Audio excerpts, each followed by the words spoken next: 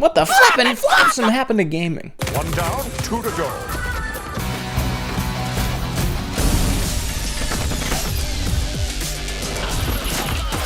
Have you noticed lately that every single game is starting to feel the exact same? Games that once had iconic styles and imagery now blend into a dozen other games from numerous genres, all smashed together in one anamorphous blob. Now follow years-old trends and have slowly become boring, uninteresting, and like everything else. Of course, there's many reasons for this, like AAA publishers being risk-averse, crunch culture, workplace policies that drive out any real talent, and many, many more that have been discussed ad nauseum on the internet. But there's one reason that contributes to all of this that I don't see anybody really talking about. A trend in gaming that truly began decades ago to add a little fun and spice to the occasional game here and there that benefited publishers and gamers alike, but over time has now become the central design philosophy of modern multiplayer games. I'm Captain Peach, welcome back to the pit, and let's talk about the rise of cross-promotion in gaming and how it's slowly killing the entire industry. Oh, this is nice. But before we get into it, we need to be very clear on what exactly cross-promotion is.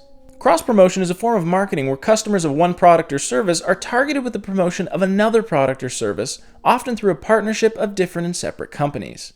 Basically, when a mommy company and a daddy company want to sell you something that benefits both of them, they form a partnership deal so they can both make money off of a single product. Think McDonald's and Star Wars, or Lego and Harry Potter. All aboard for Hogwarts School of Witchcraft and Wizardry. Two entirely different companies, usually, that use each other's brands to reach new customers. That is the heart of cross-promotion. And it's been an incredibly powerful marketing tool since the dawn of modern advertising, with this kind of practice dating all the way back to the 1930s with the addition of athletes on boxes of Wheaties cereal. Why is it such a powerful marketing tool? Because it works. Finally, you can play Fortnite in real life with the new Nerf Fortnite SPL Blaster. No, I don't think I will. These are the kind of guys you like to smack in the ass. There's a reason they put freaking Bluey on a Band-Aid. A kid doesn't give a rat's ass about an adhesive bandage for his boo-boo, but put a familiar character the child can recognize on the box, and suddenly they have to have it, or at the very least, have it over the competition. And that's where the power of cross-promotion comes in. It's familiarity. Me and my fellow humans tend to be averse to the unfamiliar, because it's uncomfortable. And we don't like being uncomfortable. So it's much easier to be interested in a product if we have some familiarity towards it already. And cross-promotion and branding builds that familiarity, making it easier for us to make a purchase. And it can be downright fun and exciting to have those good feelings we have towards our favorite brand put towards another one. And just like every other medium and industry, gaming realized this potential as well, quite early on. But how they went about it would change pretty quickly. And to understand how it got to the point it is today, we need to know how it got here, and how long this has actually been going on.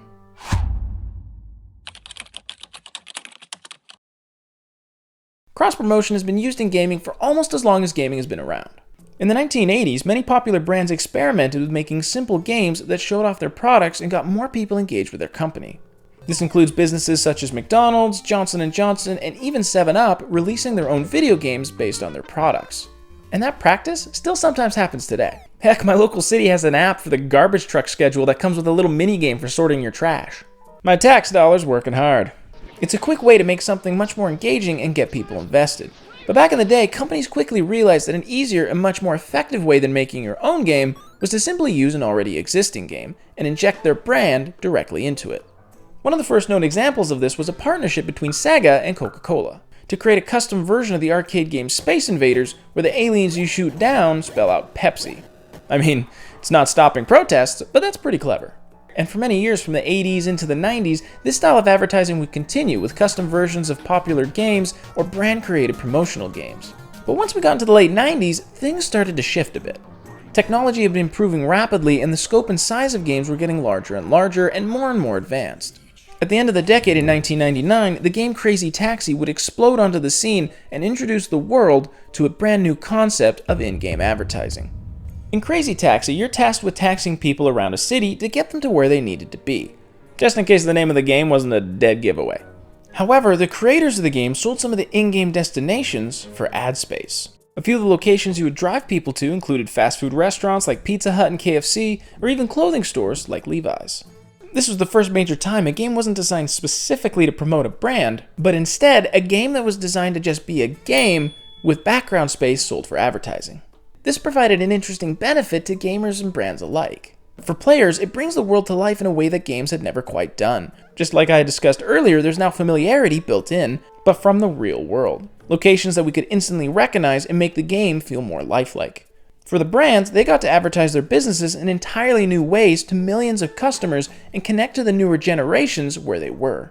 And for publishers and developers, well, they got a little extra cashola for selling this advertising space. It was pretty much a win-win for everybody. And many other games at the time followed suit, with racing games in particular, like Need for Speed, introducing brands of the major car manufacturers and even including logos and billboards featuring company ads. Again, creating that familiarity that benefits all parties. Racing enthusiasts don't want to drive and experiment with made-up cars and brands. They want to drive Ferraris, BMWs, Mini Coopers, Subarus, whatever you racing players like to drive. I'm not really into racing games that much. I don't know what y'all like.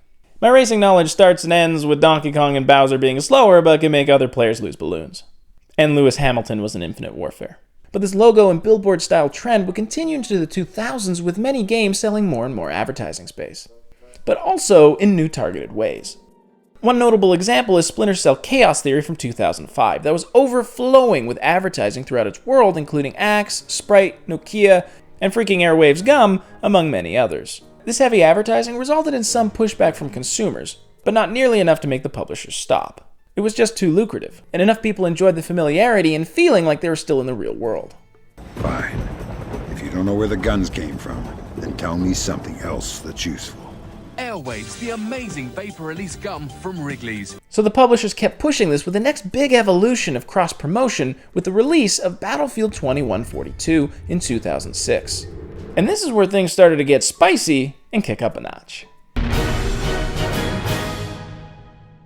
Battlefield 2142 was for the most part an online-only multiplayer shooter, meaning naturally you had to be connected to the internet to really play the game against anything other than bots. Why is this important though? Because the publisher of Battlefield, EA, collected all of the players' IP addresses for the purpose of in-game targeted advertising. They sold ad space on literal billboards on the multiplayer maps that would change depending on what region you were playing in. This was the first major instance of dynamic advertising. Promotions and marketing that would actively change and get regularly updated while being more directly tailored to players. Cross-promotion in games was no longer static and had entered a new era that was more heavily focused on specific consumer interests. Other games would follow suit with this targeted style, like NBA, Need for Speed, and Rainbow Six Vegas 2, where billboard ads on the map would change depending on the player's real location, time of day, and the campaigns that companies wanted to run. But this style of targeted ads did come with its share of backlash. Sparked by privacy issues, the ads not fitting the world properly, and paying full price for a game with ads, or in the case of Burnout Paradise, injecting political campaigns into the game. Don't worry though, this wasn't the last time that happened. However, this form of advertising would largely come to a close in 2010 when Microsoft shut down its in-game advertising streaming company called Massive Inc. that was responsible for most of the dynamic advertising on billboards in games. The reason for this shutdown? Low adoption from publishers, resulting from that player backlash, but more importantly, it was infinitely harder to track conversions. How many people are actually buying the products because they saw them in a billboard in the game? It's pretty hard to track if people visited Obama's campaign website after seeing his face in a racing game. But I'm trying to figure out how we get them to have Pokemon go to the polls. Publishers and brands needed something much more measurable, and that also didn't spark backlash, but instead sparked excitement from players. So because of that, the standard method of advertising in games started to fade away, but the lessons and principles were still learned. Now you still see that style in some games here and there, but it's becoming pretty rare, especially outside of racing games. But what could achieve some of that familiarity the marketers crave, allow multiple companies to cross-promote themselves, benefit all parties, and even get gamers excited over the idea? Something absolutely brilliant and incredibly effective, but would eventually lead to the complete business model overhaul of the entire video game industry. He plunges headfirst into the vortex of destiny. Many games throughout the past few decades, especially in the fighting genre, love to feature guest characters from other games and even other mediums. Games like Soul Calibur 2 featured different guest fighters depending on the platform you played on. If you bought Soul Calibur 2 on GameCube, you'd be able to play as Link from The Legend of Zelda. If you got the Xbox version, you got Spawn, and PlayStation had Hayachi from the Tekken series. 3 new ways to feel uncomfortable while fighting Valdo. These were fun little incentives to try the game on different systems and provide some excitement and familiarity for players wanting to play as their favorite characters from other universes. Other games like to use some crossover characters for fun little Easter eggs and cool unlockables, such as being able to play as Darth Maul, Wolverine, and even Shrek in Tony Hawk Pro Skater, or being able to snowboard as Mario and Peach in SSX On Tour. Crossover events were fun, and pulled in players who wanted to experience their favorite characters in situations and games they wouldn't normally get to experience them in. Throughout all of these games, though, they were just fun Easter eggs and cool little partnerships. But then in 2008, something happened that changed gaming forever, and was one of the big reasons for that shift from advertising on in-game billboards. You see, with the launch of the Xbox 360 and PS3, DLC became an incredibly lucrative way to make money. Since these were the first consoles to launch with a full digital storefront, publishers would drastically shift towards selling add-ons to games as a way to keep the life cycle of games going and to simply get more money from consumers after they had made their initial purchase.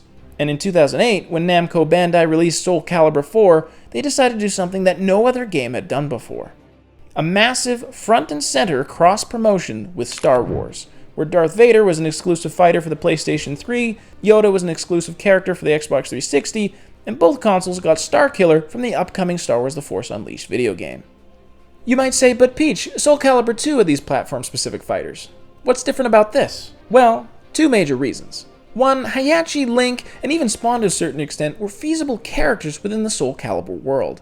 They weren't outlandish and immersion-breaking, but Star Wars, on the other hand, was completely unrelated, showcasing a cross-promotion for cross-promotion's sake. And two, within a few months, the character your platform didn't come with was available as paid DLC, marking the first time that this kind of event was focused purely on revenue. And this crossover event was a massive marketing strategy that got the entire internet and news outlets talking. And even though many fans disliked the inclusion of these Star Wars characters, others liked the novelty of it. This pushed Soul Calibur 4 to be one of the highest selling games in the franchise, with Namco Bandai even admitting that including these characters was purely a marketing strategy to bring in new players. The first truly major, and later paid, modern cross-promotion that directly affected gameplay, and wasn't built with the story or game world in mind.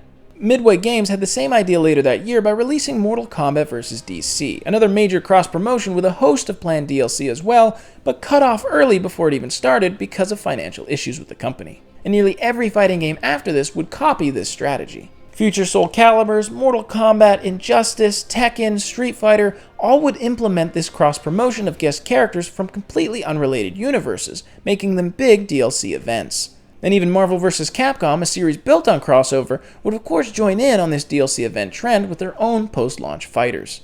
But even though this marketing strategy exploded in popularity for fighting games and is still a core feature of their season passes and DLC content, gameplay and world-affecting cross-promotion still wasn't fully mainstream in the rest of the industry. Until the one game that you're all just waiting for me to mention. The game that revolutionized the post-launch support model, altered the art style for the next decade of games, and made cross-promotion the core design and strategy of the entire industry. Just move! If you got to throw it, just move. It's all I want to see, some movement. I'm not seeing enough movement. Never back down, never what? Never give up! You guys like Fortnite? No! Why not? Fortnite is cringe!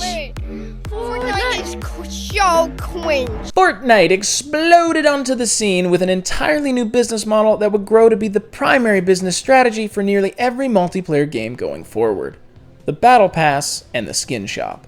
Instead of buying map packs, gun packs, or season passes, players could now, if they want, buy an unlockable pass that would provide unique skins and in-game items that wouldn't drastically affect gameplay and wouldn't divide the player base as DLC packs used to do. Or they could purchase rotating skins in a digital store for a few bucks. The player got a choice in what they wanted to buy without feeling like they had to keep enjoying the game and its content. Because of this new skin and Battle Pass focused business model, all of the traditional paid-for weapons and maps were now free for all players. Paid for by cosmetic-only purchases.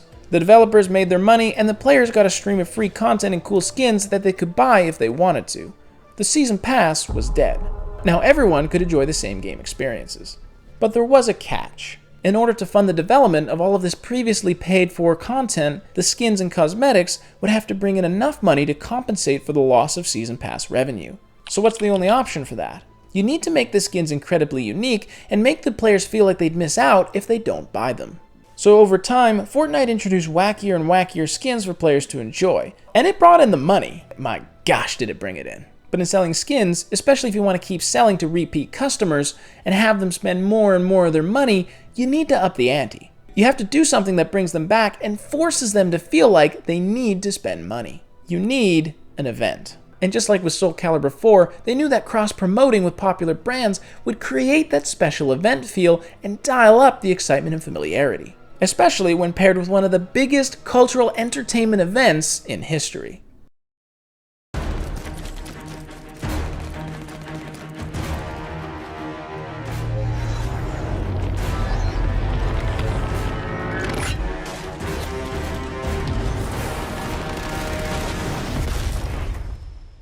And just like that, the gaming industry had reached another turning point.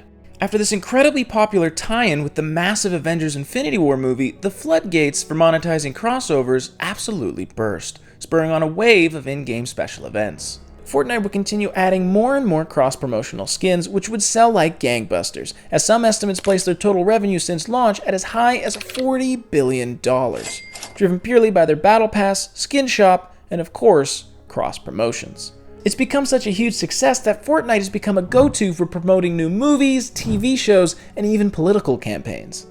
Burnout would be so proud. So naturally, with all of that money and influence and new expectations for free post-launch content, nearly every other multiplayer game followed in Fortnite's footsteps, complete with battle passes and an increasing level of unique and cross-promotional skins. Rocket League, Fall Guys, Rainbow Six, Call of Duty, Helldivers, and even Halo to a certain extent, all using collaborations with other brands to create event-themed skins and generate more revenue. On the surface, this seems pretty innocent and a win-win for everybody. It's a way for developers to keep making money to fund new content and updates for their games, and it's a way for gamers to enjoy longer life cycles of their favorite experiences without having to spend a dime if they don't want to. But unfortunately, this goes much, much deeper and creates massive cracks underneath the surface that threaten all of gaming.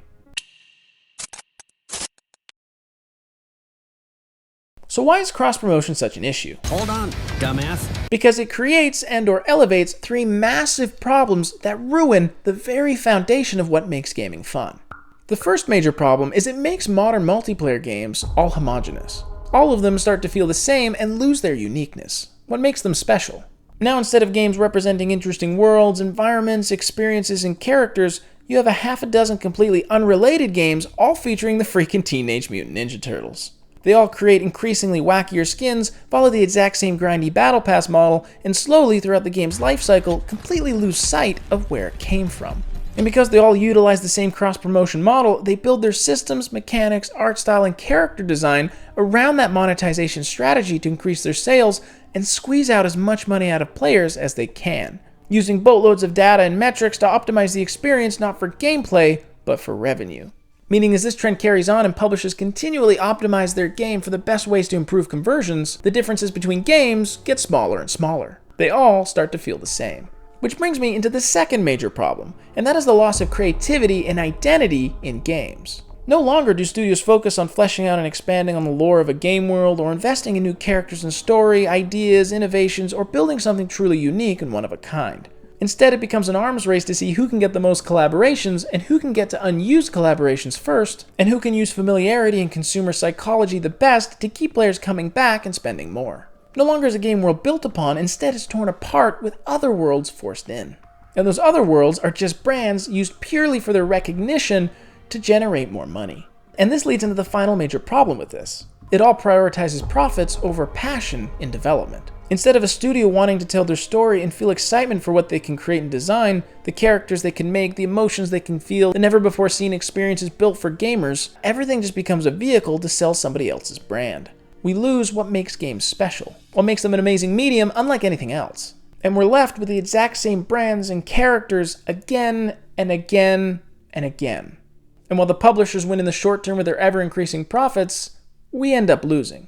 And in the long term, it hurts everyone. So many franchises are slowly going down in flames and completely abandoning what made them great. You no longer answer the Call of Duty, you play as Beavis and Butthead kicking the Terminator right in the John Connors. You don't save a hostage from terrorists in the immersive world of Tom Clancy, you use Borderland characters to hunt down Homelander and Rick and Morty. But the worst part of all of this is there's one consistent driving force behind everything. There's only one reason why it's been pushed this far. Why it got to this point where entire franchises have lost their identity, corporate greed has gotten out of control, and gaming is no longer about fun, but about keeping you on their platforms for as long as possible so they can sell more to you. The reason is it works. People keep buying it. It only goes as far as we consumers let it. You can't change the game yourself, but you can change how publishers approach advertising and cross-promotion in their games. That is simply by not buying or participating. Vote with your wallet. They don't notice when people complain, and they don't notice when some random guy on YouTube talks to a camera. They notice when the pre-orders are down, the sales have dropped, the skins aren't getting sold, and people are no longer playing. One semi-recent example of pushback against these ridiculous skins, and in my belief, largely prevented cross-promotion from contaminating the whole experience, was in Battlefield 2042. Now that game had a slew of problems and issues, including a completely misaligned but incredible marketing campaign that utterly backfired. But one thing it didn't have until nearly the end of its life cycle, when most of the players were no longer playing, were cross-promoting skins. Even though the entire class system, or lack thereof, and much of the game's other mechanics and systems were entirely designed around the idea of selling skins. The primary reason for this? A leak about a month after release, that I'm 99% sure was planned to test the waters, of a Santa skin apparently coming to the game in a later update. The backlash to this skin was intense, not only because it appeared that DICE and EA were focusing more on selling cosmetics instead of fixing the broken game, but also because Battlefield players didn't want the game to lose its theme. They wanted it to stay grounded to the world that the game had set up. And introducing a skin like this would not only have made it lose its identity and showcase the desire of profits over passion and competence, but also would have opened the floodgates to more and more skins to muddy the experience. DICE would of course introduce a little bit of cross-promotion much later with the introduction of a Dead Space outfit, but as I mentioned, this was much too far into the game's life cycle where it wasn't a huge moneymaker, and it didn't encourage them to continue. The pushback to these practices does work, as evidenced by Call of Duty's recent backpedaling for Black Ops 7 allowing Black Ops 6 skins in-game, and Battlefield 6 claiming that it'll maintain its realism and stay grounded. We'll have to see how long those last though. Publishers will test the boundaries. That's how loot boxes suddenly weren't cosmetic only like they had promised, and how Roger from American Dad is shooting laser guns in Nuketown. If you let them get away with it, they will keep pushing and pushing until the game is almost entirely unrecognizable. Cross-promotion is slowly killing games. What began as a simple way to lightly mix a couple of fun ideas together like playing as Darth Maul on a skateboard or fighting Voldo as Link is now instead a crutch that's bleeding games dry of any real identity. And if we don't stop celebrating it and supporting it with our wallets, we're gonna lose what made gaming special. But hey, that's marketing. If you liked the video, spank the subscribe. And if you want to see how an indie horror game is attempting to use some brand familiarity through some shocking and uncomfortable means, or another video YouTube picked specifically for you, click on one of the videos on screen. And until next time, stay beachy.